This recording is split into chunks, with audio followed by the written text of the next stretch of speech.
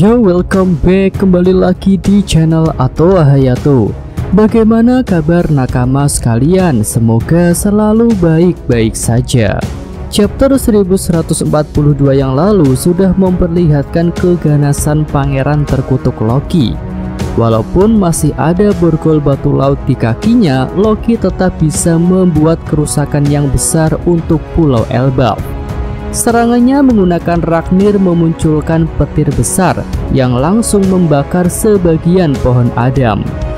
Nah, melanjutkan cerita di chapter 1143 mendatang, Loki masih akan menunjukkan kekuatan petirnya. Loki berkata, "Ada apa? Apakah kekuatan petir yang tadi belum cukup untuk membuatmu membebaskan borgol di kakiku?"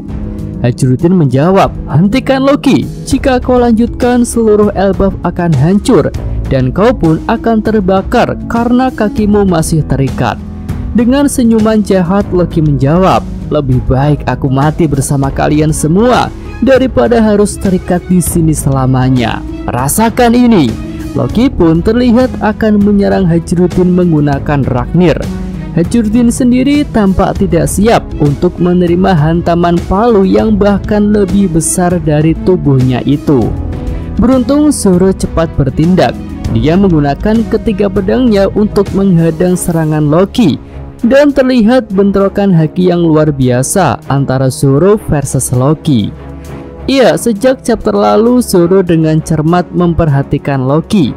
Di saat Luffy dan Sanji terkaget-kaget dengan tingkah Loki, Zoro tampak tenang dan mempelajari situasinya. Iya, setelah menahan serangan Loki, Zoro berkata, "Kau itu berisik sekali ya. Jika ingin bebas, setidaknya memohonlah kepadaku. Jangan bertingkah sesukamu. Aku yang memegang kuncinya." Mendengar ucapan itu, Loki jadi semakin marah. Dia berkata, "Dasar manusia kecil, tidak ada yang akan membuatku memohon kepadamu. Aku memerintahkanmu untuk melepaskan borgol di kakiku ini." Loki pun kembali memukulkan Ragnir ke pohon Adam untuk memicu kebakaran yang lebih besar. Melihat situasi semakin genting, Luffy mulai ikut bicara. "Tunggu Loki, tenanglah, aku akan membebaskanmu." Zoro kaget mendengar ucapan Luffy. Dia berkata, "Apa maksudmu Luffy? Dia bisa jauh lebih mengamuk jika semua borgolnya dilepas." Kali ini Luffy menunjukkan ekspresi yang sangat serius. Dia berkata, "Percayalah padaku, Zoro." Ya, selanjutnya Shin bisa berganti ke sekolah Walrus. Di sini para guru berusaha untuk menghentikan anak-anak. Mereka mengejar anak-anak yang sedang berjalan. Namun guru Wolf memperingatkan para guru lain jika mereka akan diserang oleh anak panah yang ada di depan anak-anak itu, jika mereka berusaha untuk menghentikan anak-anak yang sedang berjalan. Nah, ternyata guru Wolf bisa sudah mencoba untuk menghentikan anak-anak itu. Namun yang terjadi, dia malah dihajar oleh panah dan jadi terluka cukup parah. Mendengar hal itu, Robin berkata, "Biar aku coba dulu." Robin pun menumbuhkan banyak tangan di sekitar anak-anak itu.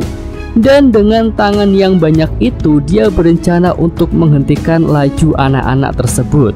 Namun hasilnya seperti yang dikatakan oleh guru Wolf. Panah yang ada di dekat anak-anak itu melakukan serangan kepada tangan-tangan Robin.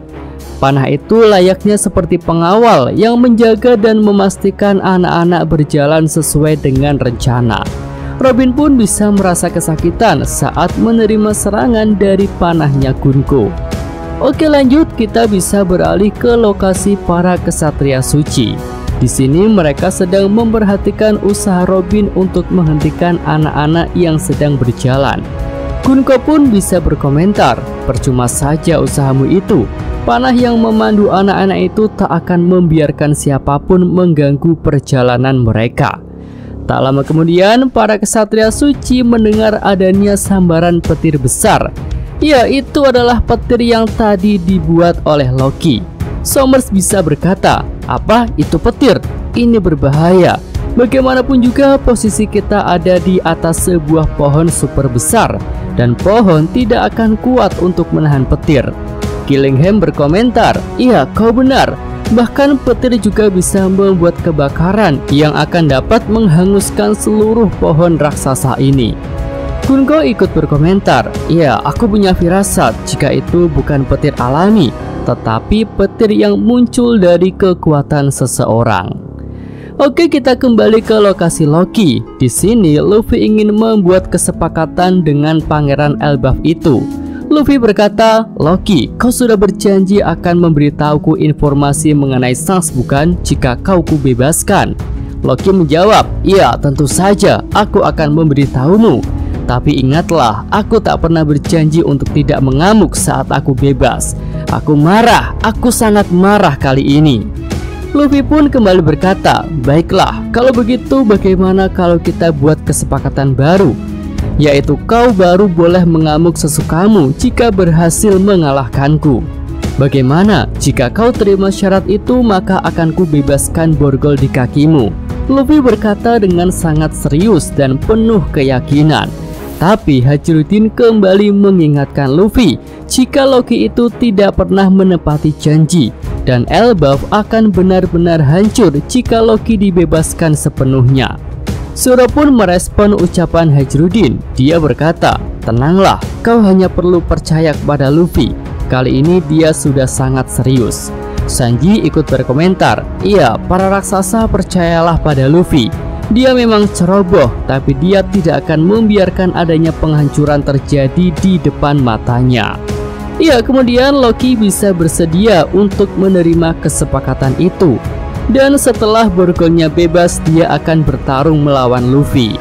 Jika menang, maka Loki bebas melakukan apapun. Tapi jika kalah, Loki harus menepati janji, yaitu tidak akan membuat kerusakan di Pulau Elbaf dan tidak akan mengamuk. Ya, setelah kesepakatan terbentuk, Zoro mulai membebaskan borgol terakhir di kaki Loki.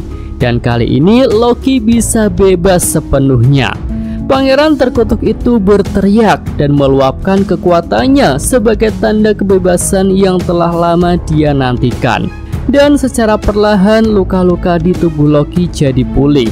Hal itu bisa karena Loki sudah menggunakan kemampuan buah iblisnya yang bisa bertipe dewa seperti Luffy.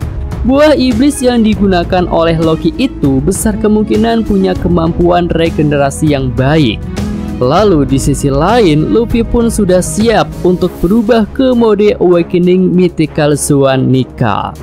Oke, itu aja pembahasan untuk prediksi alur cerita di chapter 1143 mendatang. Jika nakama sekalian punya prediksi lain yang lebih bagus, silahkan bisa tulis di kolom komentar.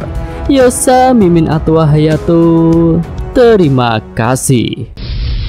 Oke, cukup sekian video kali ini. Semoga nakama sekalian menyukainya.